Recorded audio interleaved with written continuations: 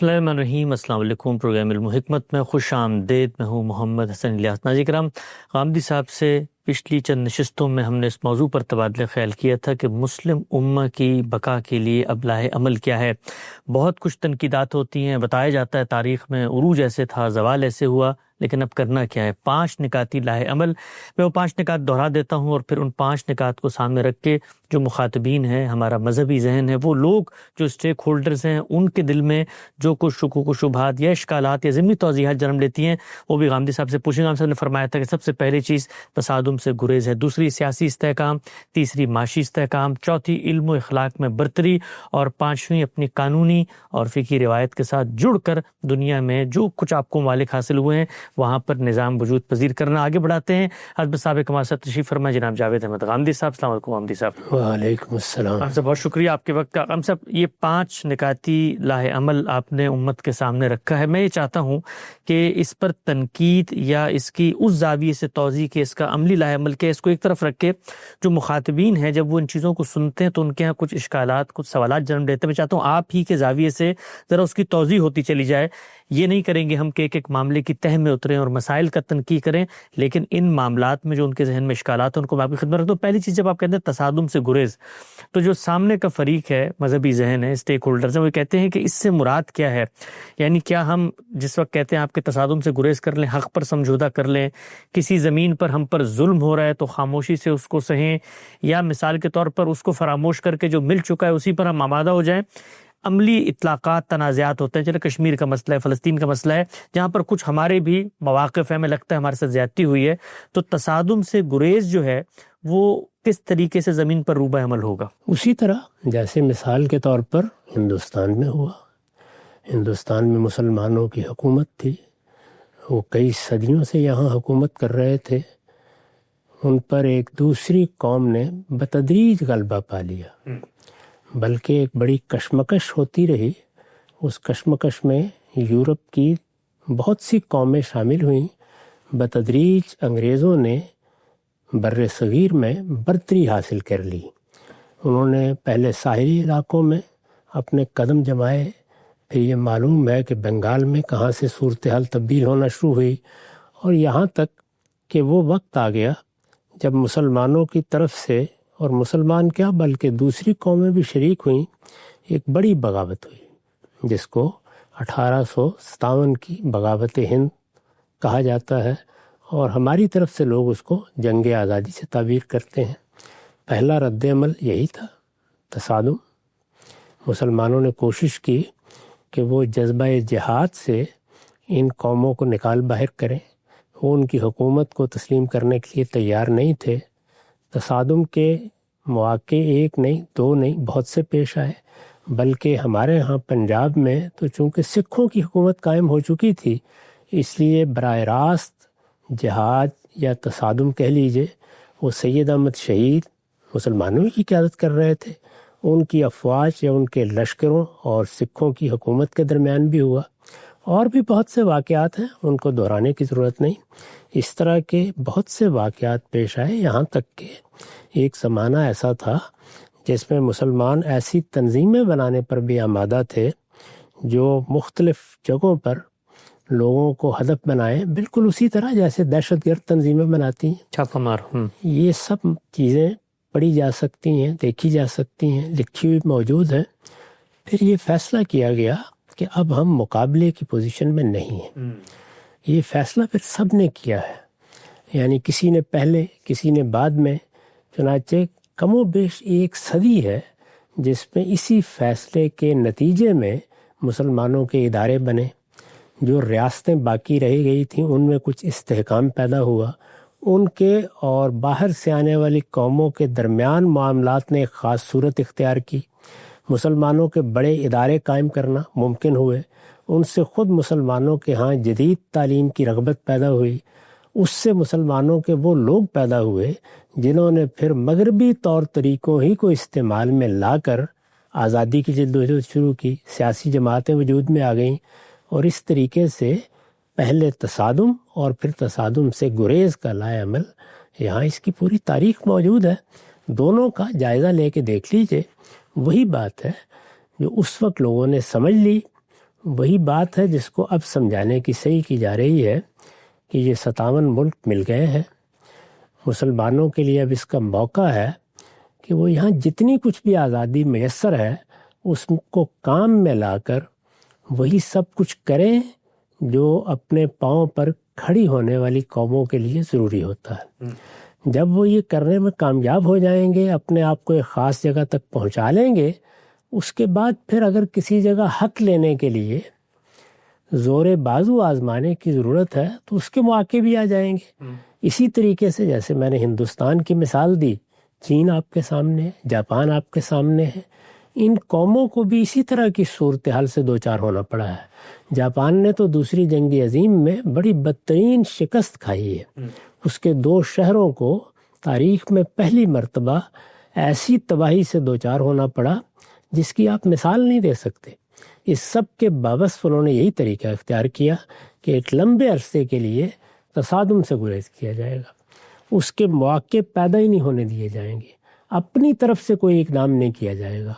اگر بعض ایسے شرائط بھی ماننا پڑ جائیں جس سے یہ محسوس ہو کہ ہماری قومی حمیت ہی ختم ہو رہی ہے، اس کو بھی کچھ دیر کے لیے گوارا کر کے پہلے اپنی تعمیر کا کام کیا جائے گا۔ یورپ میں جن قوموں نے شکست کھائی، مثال کے طور پر جرمنی ہے، مثال کے طور پر اٹلی ہے، انہوں نے بھی بالکل یہی طریقہ اختیار کیا۔ اس دنیا میں اللہ تعالیٰ کی کچھ قوانین کار فرما ہے۔ آپ تصادم اسی وقت مول لے سکتے ہیں جب فتح کا امکان پیدا ہو جاتا ہے۔ اس وقت یہ زیر بحث نہیں ہے کہ حق مارا گیا ہے، کون حق پر ہے، کون باطل پر ہے، کس نے زیادتی کی ہے، کون ظالم ہے، کون مظلوم ہے۔ اس سے قطع نظر جو کچھ دنیا میں ہو گیا اس سے کچھ نتائج نکلے ہیں، وہ نتائج دیکھے جاتے ہیں اور ان کو دیکھنے کے بعد یہ فیصلہ کیا جاتا ہے کہ اس وقت ہمارے لیے صحیح لائحہ عمل کیا ہے۔ تو میں نے یہ عرض کیا ہے کہ اپنی قوت کا اندازہ کرنا چاہیے، حالات کا تجزیہ بے لاگ طریقے سے کر لیں، پھر یہ دیکھ لیں کہ اس وقت تصادم آپ کے حق میں ہے یا اس سے گریز کر کے اپنی تعمیر کے کام پر تمام توجہات مرتکز کر دینی چاہیے۔ یہ دوسری بات ہے جو میں نے کہی ہے، یہ ظاہر بات ہے کہ ایک تدبیری نوعیت کی چیز ہے، ہر شخص کو اس سے اختلاف کا حق ہے، اس کو بھی یہ حق ہے کہ وہ اپنے دلائل بیان کر دے، لیکن میرے نزدیک جو کچھ پھر تصادم ہم نے مول لیے ہیں وہ بھی اب تاریخ بن چکے ہیں۔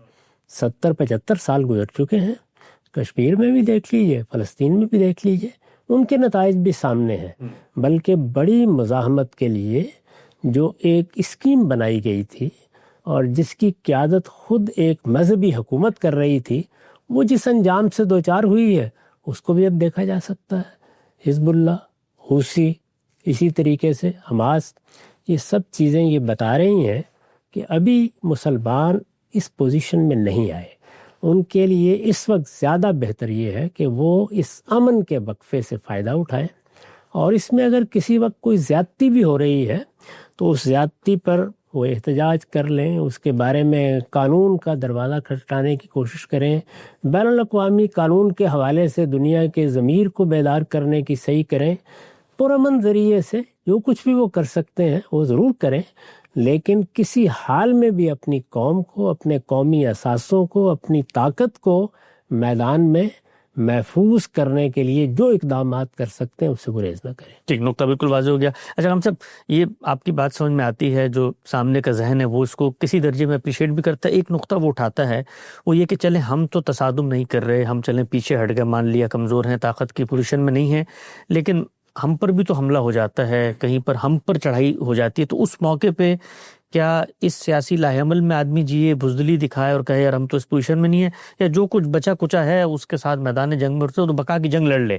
تو یہ جو ان پر حملہ ہو جاتا ہے، بعض ایسے مواقع آتے ہیں دنیا بھر میں، تو وہاں پر پھر کیا کیا جائے گا؟ واقعے کے لحاظ سے دیکھ لیا جائے، جیسے مثال کے طور پر پاکستان کو بعض موقعوں پہ حملہ آوروں کا مقابلہ کرنا پڑا ہے، جی، تو وہاں مقابل میں کون ہے، ہمارے پاس کتنی طاقت ہے، یعنی یہ کوئی ایسا قاعدہ کلیہ نہیں ہوتا، ایک اصولی آپ نقطہ نظر قائم کرتے ہیں، ہر اصولی نقطہ نظر میں، ہر فیصلے میں، ہر تدبیر میں، ہر قاعدے میں عقلی مستثنیات موجود ہوتی ہیں، تو ان کا جائزہ لینا چاہیے، وقت کے لحاظ سے جائزہ لے لینا چاہیے۔ ابھی حال میں ہمارے ہاں ایک تصادم ہوا ہے چند دن کا تصادم تھا جی لیکن دو بڑی طاقتوں میں ہوا ہے، بھارت کے اور پاکستان کے درمیان۔ بالکل اس میں پاکستان نے ایک فیصلہ کیا، میں بھی اس کی تائید کروں گا، آپ بھی اسی تائید کریں گے، اس لیے کہ جتنی معلومات میسر ہیں اس کی روشنی میں علم و عقل یہی کہتے ہیں کہ یہی فیصلہ ہونا چاہیے۔ جارحیت ہوئی ہمارے خلاف، جارحیت ہوئی، اور جارحیت کا جواب دینے کی ایک حد تک پوزیشن میں تھے۔ یعنی میں نے جو اصول بیان کیا وہ یہ ہے کہ بہت غیر جانبدارانہ طریقے سے جائزہ لینا چاہیے کہ آپ کے لیے امکانات کیا ہیں۔ اگر فتح کے امکانات ہیں تو پھر غیرت، حمیت، جواب دینے کی صلاحیت، ساری چیزیں اپنا ایک وزن رکھتی ہیں اگر امکان ہے۔ اگر امکان ہی نہیں ہے اس بات کا کوئی، تو میں نے عرض کیا تھا کہ پھر نہ فرد کو خودکشی کرنی چاہیے نہ قوموں کو خودکشی کرنی چاہیے۔ یہی بصیرت کی بات ہے۔ اس میں پھر عرض کر دوں کہ کوئی دوسرا نقطہ نظر بھی ہو سکتا ہے۔ مسلمان اس وقت 1.5-2 ارب کی تعداد میں ہیں، ان میں 10 نقطہ نظر ہو سکتے ہیں۔ مذہبی قیادت کا ایک نقطہ نظر ہے، وہ تصادم ہی کو مسئلے کا حل سمجھتی ہے، وہ عام طور پر اس کو بیان بھی کرتی ہے۔ اس کے مواقع آتے ہیں تو اس کا ایک خاص طرز عمل بھی ہوتا ہے، اس کے لیے استدلال بھی رکھتی ہے، وہ اپنے استدلال کو پیش کرے۔ میں اپنا نقطہ نظر بیان کر رہا ہوں کہ میرے نزدیک ہر موقع پر آپ کو اس کا جائزہ لینا چاہیے۔ جب بھی کبھی کوئی صورتحال خراب ہو جاتی ہے، ظلم و عدوان کا ارتکاب ہو جاتا ہے، جارحیت کا سامنا کرنا پڑ جاتا ہے، سب سے پہلا سوال اپنے آپ سے یہی کرنا چاہیے کہ اگر ہم اس وقت تصادم کا طریقہ اختیار کرتے ہیں تو امکانات کیا ہیں؟ وہ امکانات ہیں جو اصل میں فیصلہ کن ہو جاتے ہیں۔ اسی کا تجزیہ کر کے میں نے بتایا تھا کہ اگر تو یہ معلوم ہوتا ہے کہ فتح یقینی ہے اور پھر تصادم سے گریز کیا جاتا ہے، تو اس کے معنی تو یہ ہے کہ حمیت ختم ہو گئی، بزدل قوم ہے، یہ تو اپنی جو کچھ اس وقت حیثیت ہے اس کی بھی حفاظت نہیں کر سکے گی۔ ظاہر ہے کہ یہی نتیجہ نکلے گا۔ آپ جائزہ لیتے ہیں اور جائزہ لینے کے بعد فیصلہ کن طریقے سے اس نتیجے پر پہنچ جاتے ہیں کہ کوئی امکان نہیں، ہر حال میں شکست ہوگی، تو یہ پھر خودکشی ہے۔ اس کی طرف اقدام نہیں کرنا چاہیے، اس سے گریز کے راستے تلاش کرنے چاہیے۔ میں نے جو الفاظ استعمال کیے ہیں، ایک پھر تصادم سے ہر حال میں گریز کرنا چاہیے۔ وہ اسکیم کبھی بننے نہیں دینی چاہیے جس میں وقت سے پہلے اس طرح کی کوئی صورتحال پیش آ جائے اور وہ تباہی پر منتج ہو۔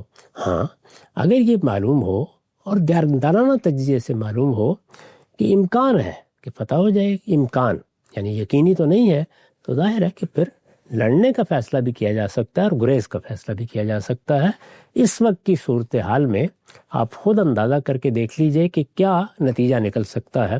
یہی تجزیہ ہے کہ مسلمانوں کے علماء نے بھی ایک وقت آنے کے بعد کیا، مسلمانوں کی مذہبی اور سیاسی قیادت نے بھی کیا، اور بر صغیر میں یہ فیصلہ کر لیا کہ نہیں، اب ہم سیاسی جدوجہد کریں گے، ہم اپنا اخلاقی نقطہ نظر بیان کریں گے، ہم اپنی تعلیم پر توجہ دیں گے، ہم اپنی تعمیر پر توجہ دیں گے، ہم ایسے مدارس بنائیں گے جن میں اپنے دین کی حفاظت کر سکیں۔ ان کی اس اسکیم سے بھی آپ اختلاف کر سکتے ہیں، لیکن انہوں نے پرامن ذرائع اختیار کرنے کو ترجیح دی اور پھر معاملات کو مستقبل کے حوالے کر دیا۔ یہی بات میں عالمی طاقتوں کے جواب میں کہہ رہا ہوں، یعنی عالمی طاقتیں اس وقت جو سوال اٹھا رہی ہیں اور جس نوعیت سے انہوں نے ایک نظم قائم کیا ہے، اور جو ان کے فیصلے ہیں جن سے بعض اوقات تصادم وجود پذیر ہوتا ہے، ان میں اس کے سوا کوئی راستہ نہیں۔ ٹھیک، اچھا، اس میں بڑا دلچسپ پہلو یہ ہے کہ بہت آئیڈیلسٹ، مثالیت پسند مذہبی طبقات جس وقت تک حکومت کے ہاتھ ان کے میں نہیں آتی تو اس وقت تک تو یہ سب باتیں کر رہے ہوتے ہیں کہ بھئی آپ تو مومن تو بے تیغ بھی لڑتا ہے سپاہی، اور یہ سب نصرت کی باتیں اور مثالیت۔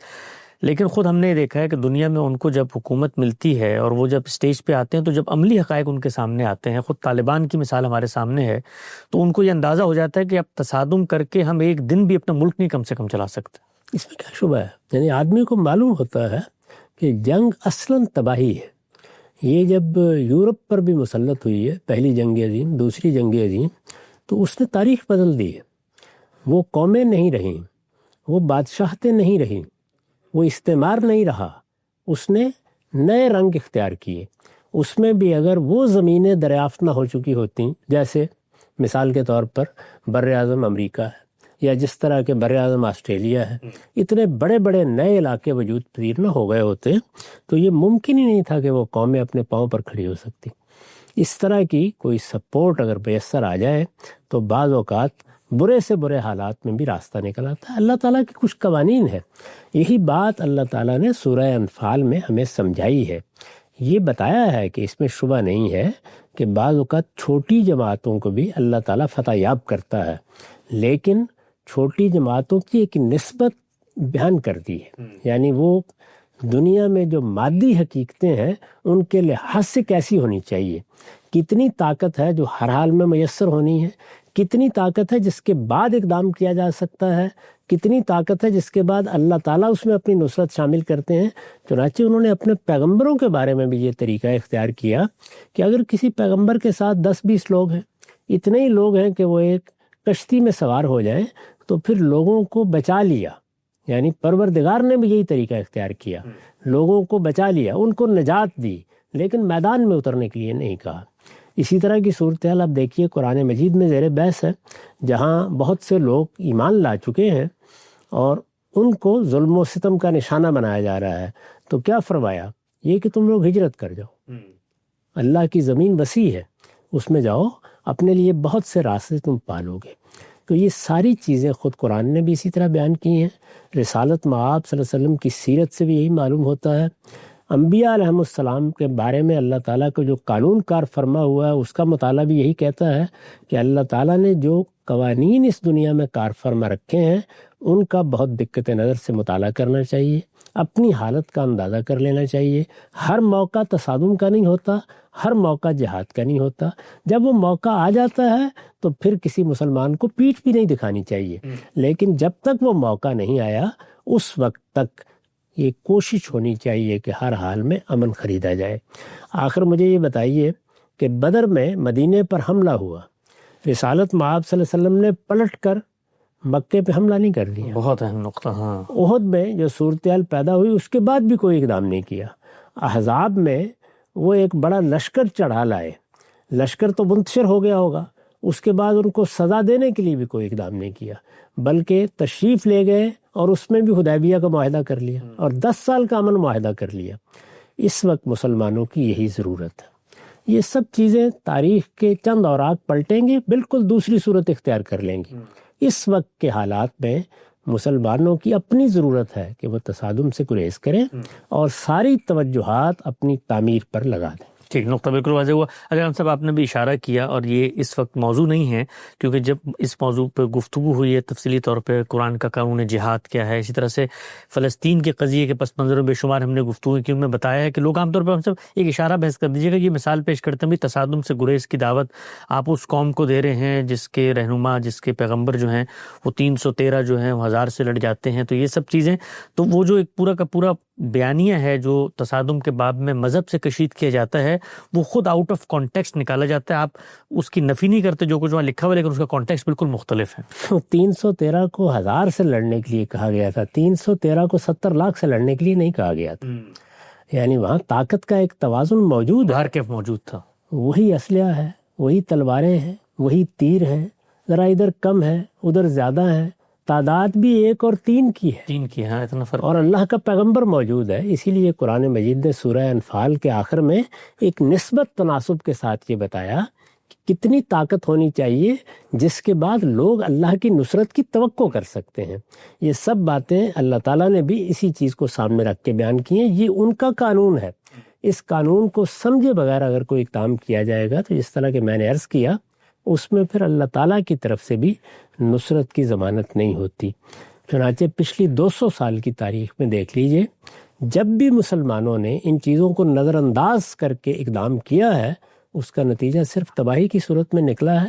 زیادہ سے زیادہ آپ یہ کہہ سکتے ہیں کہ بعض لوگوں نے جرأت، حمیت، غیرت یا جو کچھ بھی آپ الفاظ استعمال کر لیں ان کی ایک داستان رقم کر دی، وہ آپ کی تاریخ کا حصہ بن گئی، لیکن نتیجہ خیز نہیں ہوئی۔ ٹھیک، جب نتیجہ خیز نہیں ہوئی تو تدبیر کے لحاظ سے تقاضا کرتی ہے کہ اس کا بے لاگ تجزیہ کیا جائے۔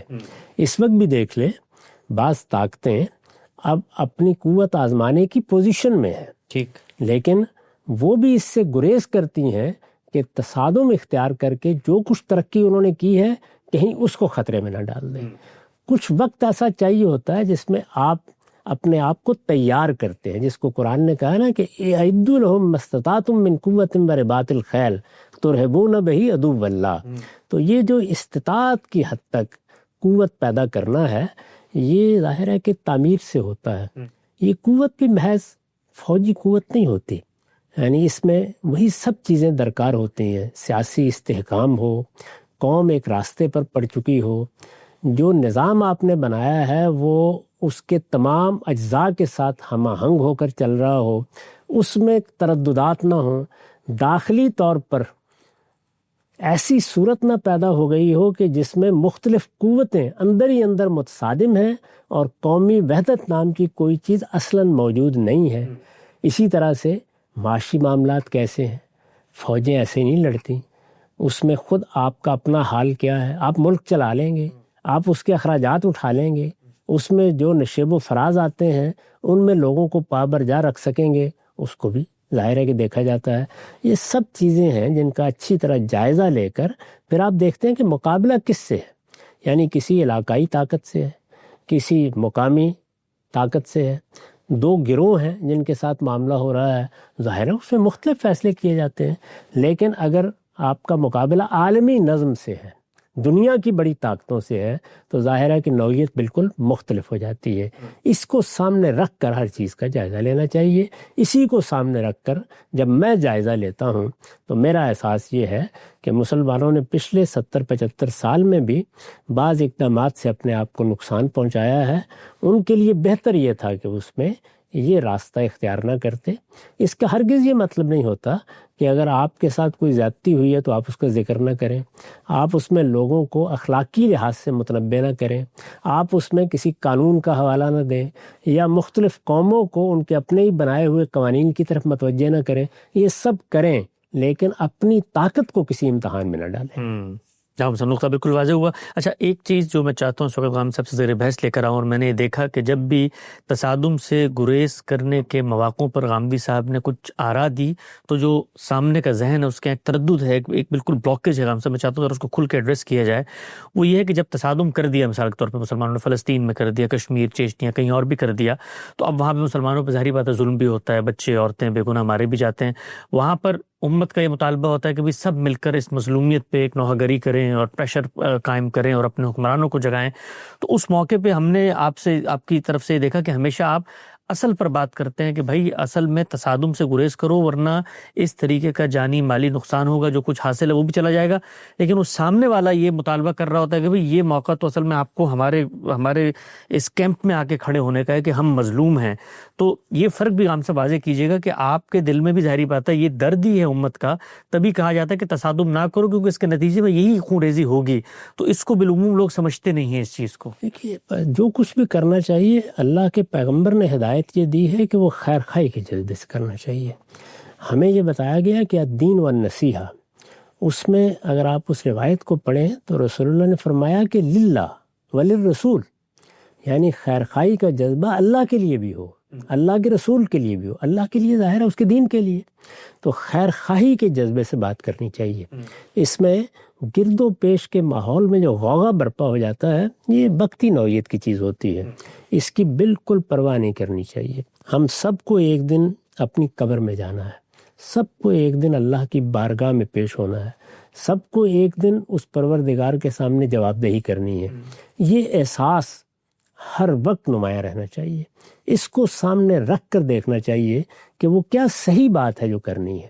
تو اگر مثال کے طور پر لوگوں کا غوغا دیکھ کے آپ بھی اسی صف میں کھڑے ہو جائیں گے تو پھر یہ بات جو کہی جا رہی ہے یہ کون کہے گا؟ اس طرح کے موقع پر اگر تو 10-20 لوگ اور بھی یہی بات کہہ رہے ہیں تو چلیے آپ خاموش ہو جائیں.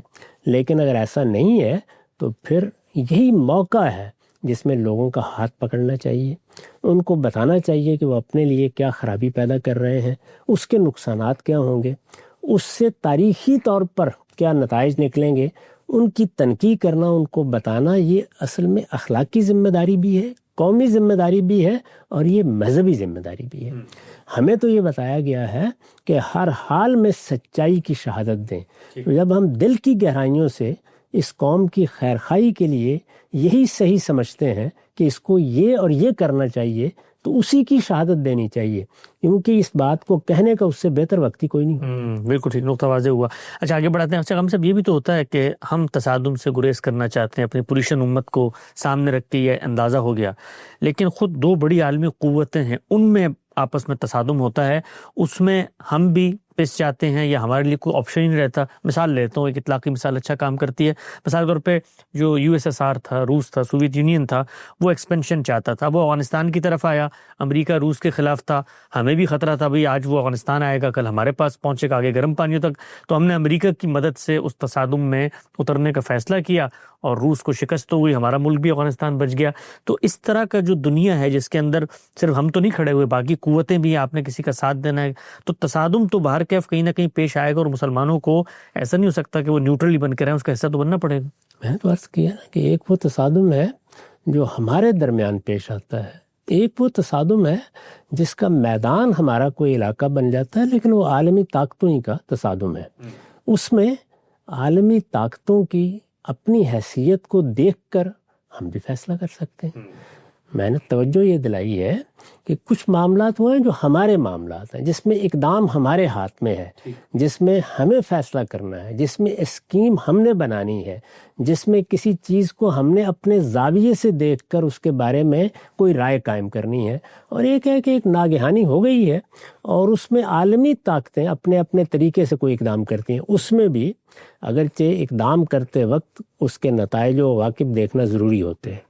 چنانچہ جو کچھ افغانستان میں ہوا اس کے نقصانات ہم اب تک بھگت رہے ہیں، اس میں بھی اقدام کیا جائے نہ کیا جائے اس پر تو بحث ہو سکتی ہے، اور اس میں امکانات کا بھی جائزہ لیا جا سکتا ہے۔ اقدام کیسے کیا جائے اس میں بہت بڑی بڑی غلطیاں ہوئی ہیں، اور وہ غلطیاں ہیں جس کے نتیجے میں ہماری قوم کی اصولی حیثیت بھی مجروح ہوئی ہے، ہماری قوم کے لیے دنیا میں بھی مسائل پیدا ہوئے ہیں، اور ہم اس وقت بھی اس کے نتائج اس برے طریقے سے بھگت رہے ہیں کہ اپنی ہی قوم کے لوگ ہیں جو لشکر بنا کر وہاں بیٹھے ہوئے ہیں، جن سے خود ہماری افواج لڑ رہی ہیں۔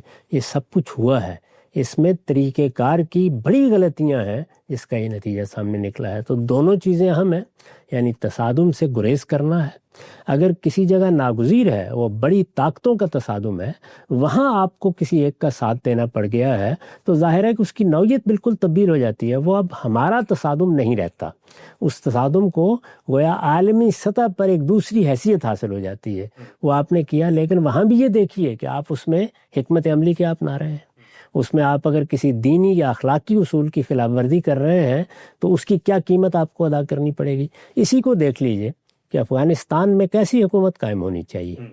ہمیں ہر حال میں یہی کہنا چاہیے کہ وہاں ایسی حکومت قائم ہونی چاہیے جو لوگوں کی رائے سے قائم ہو، دستوری حکومت ہو۔ ہم تاریخ کو پیچھے کی طرف لے جانے کی کسی قوت کا بھی ساتھ نہ دیں، بلکہ تاریخ کو آگے بڑھانے کے لیے جو اقدام کر سکتے ہیں کریں۔ اگر ہمیں انتخاب کرنا ہے تو ہم صحیح بات کا انتخاب کریں، وہ بات جس کو ہم اپنے لیے پسند کرتے ہیں۔ ہمارے پیغمبر نے ہمیں کس چیز کی تعلیم دی؟ یہی تعلیم دی کہ دوسروں کے لیے وہی پسند کرو جو تم اپنے لیے پسند کرتے ہو۔ ایک نقطہ بالکل واضح ہو گیا۔ اچھا ہم سب اس میں ایک اور اہم نقطہ میں چاہتا ہوں اس کی طرف اشارہ کریں کہ ہم مسلمان جہاں دنیا کے عرف کو دیکھتے ہیں، اپنی سیاسی مصالحت کو دیکھتے ہیں، عالمی طاقتوں کے توازن کو دیکھتے ہیں، وہاں پر ساتھ ساتھ شریعت کے بھی ہم پابند ہیں۔ یعنی دین نے ہمیں پابند کر دیا کہ کوئی بھی اقدام ہوگا اس کی اخلاقیات کیا ہیں، اور بالخصوص اگر آپ اقدام کرتے ہیں، جہاد میں اترتے ہیں، تو یہ نہیں ہے کہ عالمی طاقتوں نے ہمیں کہا اور ہماری تھی تو ہم کسی مظلوم قوم پر چڑھ دوڑیں۔ تو دین ہر حال میں مقدم رہے گا، اس میں آپ کو علی الاعلان جو معاملہ ہے وہ کرنا ہے اور ظلم و عدوان کے خلاف ہونا ہے۔ اس میں اگر ہم خاتمہ بھی ہمارا ہو جائے، عالمی طاقتیں ہم پر چڑھ بھی دوڑیں، تو مصالحت اور تصادم سے گریز کا یہ مطلب نہیں کہ کسی ایک کے کہنے پہ کسی مظلوم کی ہم جان لے لیں۔ اس میں تو کوئی شبہ ہی نہیں ہے کہ ہم مسلمان ہیں، یعنی انسانی حیثیت سے بھی اخلاقیات ہمارے وجود میں ودیت ہے۔ اخلاقی چیزوں کی حکومت ہر حال میں قائم رہنی چاہیے۔ انسان کا وجود اگر انسانی شرف رکھتا ہے تو وہ اپنے اخلاقی وجود کی وجہ سے رکھتا ہے۔ اس لیے کاروبار ہو، معاملات ہوں، دین بیان کرنا ہو، لوگوں کو کوئی بات کہنی ہو، معاملات انجام دینے ہو، جنگ و جدال کا موقع آ جائے، قومی سیاست میں کوئی فیصلے کرنے ہوں، وہاں وہی اصول ہوگا کہ اخلاقی اصول ہر حال میں مقدم ہوں گے، ان کی پیروی کی جائے گی۔ اللہ تعالیٰ نے جو حدود قائم کر دیے ہیں ان کو کسی حال میں پامال نہیں ہونے دیا جائے گا، الا یہ کہ کوئی اضطرار کی صورت پیدا ہو جائے، کیونکہ یہ اللہ کے قائم کردہ حدود ہیں، یہ اخلاقی حدود خود پروردگار کی طرف سے مقرر کردہ ہیں، ان کی خلاف ورزی اس کے حکم کی خلاف ورزی ہے، اس کو پامال نہیں ہونا چاہیے۔ اللہ تعالیٰ نے اگر اس میں اجازت دی ہے تو سب حرمتوں کے بارے میں یہی اصول ہے کہ الا من اضطر، کسی موقع کے اوپر اگر اضطرار پیدا ہو جائے، اور اضطرار کیا ہے؟ جان مال آبرو پر بنائی ہے، اس سے نیچے اللہ تعالیٰ کی کسی حرمت کے قریب بھی نہیں جانا چاہیے۔ نقطہ بالکل واضح۔ خاتمے کی طرف بڑھتے ہیں۔ اگر ہم سے یہ تصادم سے جو گریز ہے، یہ کہا ہی جاتا ہے کہ جی ہم کر بھی لیں اگر تصادم سے گریز، تب بھی سامنے والی جو قوتیں ہیں وہ تو یہ چاہتی ہیں کہ جی ہمارا ہر حال میں خاتمہ ہو۔ تو آج ہم گریز کرتے کرتے وہاں تک چلے جائیں گے، لیکن انہوں نے باہر کے ہم پر حملہ آور ہونا، تو کیوں نہ موقع کی نزاکت کو دیکھ کر ہمیں کہیں موقع ملتا ہے تو ہم بھی اس میدان میں آگے بڑھ جائیں۔ تو یہ نقطہ ذرا تھوڑی سی اس پہ وضاحت کیجیے گا کہ اگلے تو چاہتے ہیں تصادم، کامیابی تو یہ ہے کہ ہم اس تصادم میں نہ اترے تاکہ اگلوں کو یہ موقع ہی نہ ملے کہ وہ کہیں کہ ہم تو برسر پیکار ہیں ایک دوسرے کے ساتھ۔ میں اسی چیز کی طرف توجہ دلا رہا ہوں اور بار بار یہ عرض کر رہا ہوں کہ دوسرے نے تو تصادم کے مواقع کو دیکھنا ہے، بلکہ پیدا کرنا بھی تم کمزور ہو۔ اگر کوئی طاقتور ہے یا دنیا میں کوئی ایسا نظم قائم کیا گیا ہے جو اپنے کچھ مقاصد رکھتا ہے، تو وہ اپنے مقاصد کے حاصل کرنے کے لیے مواقع تلاش کرتا ہے۔ دنیا میں جو اخلاقی اصول ہیں وہ بہرحال انسانیت کی قدر مشترک ہے۔ جب کبھی کسی طاقتور کو بھی اقدام کرنا ہوتا ہے تو وہ کوئی بہانہ ضرور بناتا ہے۔ وہ بہانہ بعض اوقات اسی نوعیت کا ہوتا ہے کہ تم پانی گدلا کر رہے ہو، لیکن بہانہ بناتا ہے۔ یہ بہانہ اسے اپنی طرف سے ہمیں میسر نہیں کرنا چاہیے۔ کوشش کرنی چاہیے کہ ہماری تمام پالیسیاں ایسی ہوں کہ اس کا اصلی ارتکاز تعمیر پر ہے۔ اور میرا اپنا اندازہ یہ ہے کہ پچھلے 40-50 سال میں مسلمانوں کی سیاسی قیادت نے بالعموم یہی رائے قائم کی، یعنی یہ صرف مذہبی قیادت ہے جس کو ہم مخاطب کر رہے ہیں، اور جب اس کو مخاطب کرتے ہیں تو ظاہر ہے اس کا رد عمل بھی ہوتا ہے، اس کا ایک نقطہ نظر ہے، وہ بعض اوقات دشنام پر بھی اتر آتے ہیں۔ ایسا بھی ہوتا ہے کہ وہ ہمارے محرکات طے کرنا شروع کر دیتے ہیں، اس پر صبر کرنا چاہیے۔ خیر خواہی کا تقاضا یہ ہے کہ اپنی بات استدلال کے ساتھ کہیں، دوسروں کو موقع ہے، وہ اپنی بات کہہ رہے ہیں، ہماری بات کسی نے سن لی تو اللہ تعالیٰ ہمیں بھی اجر دے گا، اس کے لیے بھی راہ نکالے گا۔ لیکن اگر نہیں سنی ہے تو لوگ اپنی رائے کے لحاظ سے اقدام کریں گے، دنیا میں بھی اس کے نتائج نکل آتے ہیں، اور اللہ تعالیٰ کی بارگاہ میں بھی ہم میں سے ہر ایک کو پیش ہونا ہے۔ وہاں معلوم ہو جائے گا کہ کون شخص اپنے باطن میں کیا جذبات رکھتا تھا، وہ خیر خواہی سے بات کر رہا تھا، وہ اللہ کے دین کی سرفرازی کو سامنے رکھ کے بات کر رہا تھا، یا اس کے پیش نظر کوئی اور مفادات تھے۔ تو یہ چیزیں تو قیامت میں واضح ہوں گی۔ اس دنیا میں البتہ لوگوں کے شور و غوغا کی کوئی پرواہ نہیں کرنی چاہیے۔ یہ سب چیزیں تاریخ کے کوڑے دان کی نظر ہو جاتی ہیں۔ اگر کوئی علم ہے تو وہ اپنی جگہ رہے گا، اگر کوئی صحیح فکر ہے تو وہ اپنی جگہ بنائے گا، اور اگر اخلاص کے ساتھ اور دردمندی کے ساتھ اور خیر خواہی کے ساتھ کوئی بات کہی گئی ہے تو وہ آج اگر نہیں مانی جا رہی تو کل لوگ اس کو قبول کریں گے۔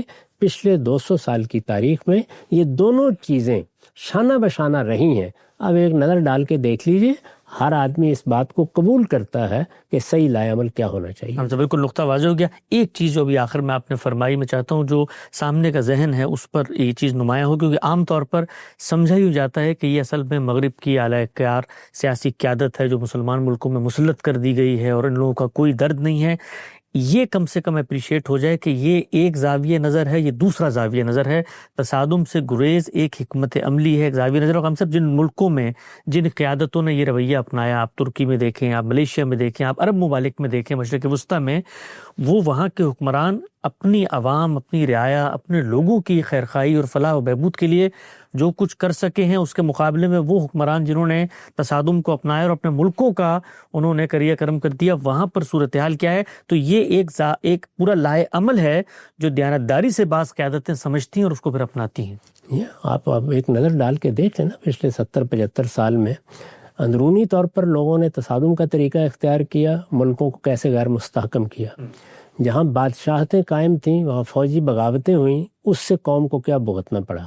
پھر اس کے بعد فوجی بغاوتوں کے نتیجے میں جو آمریتیں قائم ہوئیں، انہوں نے ملک کو کیا نقصانات پہنچائے۔ اسی طرح انہوں نے باہمی طور پر کوئی تصادم کی بنیاد رکھ دی تو اس سے کیا حاصل ہوا۔ ذرا یاد کیجئے، ایران عراق جنگ، اس وقت جو کچھ یمن میں ہو رہا ہے، جو کچھ لیبیا میں ہو رہا ہے، جو کچھ سوڈان میں ہو رہا ہے، اس کا کچھ بھی حاصل نہیں ہوتا۔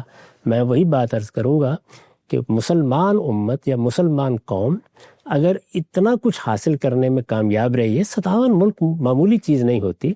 دنیا کے اندر ایک بہت بڑا بلاک ہے، اس بلاک کو اپنے اندر بھی وحدت پیدا کرنی چاہیے، اپنے آپ کو بھی پاؤں پر کھڑا کرنا چاہیے، اور وہی چیز ہے کہ جب تک سیاسی استحکام نہیں ہے، جب تک معاشی طور پر یہ قومیں اپنے پاؤں پر کھڑی نہیں ہو جاتی اور علم و اخلاق میں کم سے کم دوسری قوموں کے برابر نہیں آ جاتی، اس وقت تک سوچنا بھی نہیں چاہیے کہ تصادم کا طریقہ اختیار کر کے کچھ بھی حاصل کیا جا سکے گا۔ اس میں حاصل کیا ہونا ہے؟ جو کچھ آپ نے پایا ہوتا ہے وہ بھی کھو دیتے ہیں، اور پھر آپ اپنے ہی بکھرے ہوئے تن کے اکٹھے کرتے ہوئے وقت گزار رہے ہوتے ہیں۔ نقطہ بالکل واضح ہو گیا ہے۔ 5 نکاتی لاہ عمل امت مسلمہ کی بقا، فلاح اور آگے بڑھنے کا ایک رستہ غام صاحب کی جانب سے پیش کیا گیا۔ پہلے نقطے پہ جو کچھ توضیحی نوعیت کی چیزیں ہیں ان کی خدمت میں رکھی، مزید چیزوں کو بھی زیر بحث لائیں گے۔ وقت یہاں پہ ختم ہوتا ہے، دوبارہ حاضر خدمت ہوں گے، اب تک آپ کا بہت شکریہ۔